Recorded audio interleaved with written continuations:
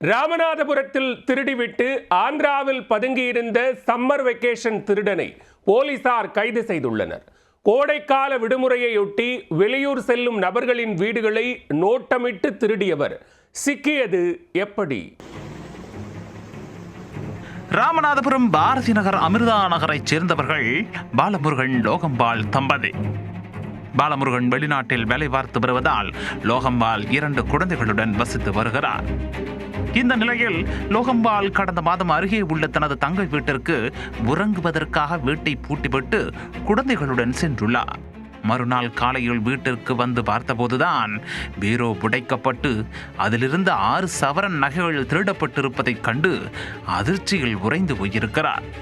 இது குறித்து உடனடியாக கேணிக்கரை போலீசார் வழக்கு பதிவு செய்து அந்த பகுதியில் உள்ள சிசிடிவி கேமராக்களில் பதிவான காட்சிகளை ஆய்வு செய்தனர். போலீசார் நடத்திய விசாரணையில் லோகம்பாள் வீட்டில் திருடிய நபர் ஆந்திராவில் பதுங்கியிருப்பது தெரிய வந்தது. இதை அடுத்து ஆந்திரா போலீசாருடன் பேசி அந்த நபரை பிடித்து ராமநாதபுரம் கேணிக்கரை காவல் நிலையத்திற்கு அழைத்து வந்து விசாரணை நடத்தினர். போலீசாரின் விசாரணையில் அவர் வேலூர் மாவட்டம் சைதாப்பேட்டையைச் சேர்ந்த ஷகில் என்பது தெரிய வந்தது. திருடப்பட்ட நகைகளையும் அவரிடமிருந்து போலீசார் பறிமுதல் செய்தனர். ஷகில் கோடை விடுமுறை நாட்களில் வெளியூருக்கு சுற்றுலா செல்லும் நபர்களின் வீடுகளை நோட்டமிட்டு திருடுவதை வழக்கமாக கொண்டிருப்பவர். ஷகில் மீது நெல்லை, நாகர்கோவில் உள்ளிட்ட மாவட்டங்களில் 30க்கும் மேற்பட்ட திருட்டு வழக்குகள் நிலுவையில் உள்ளன.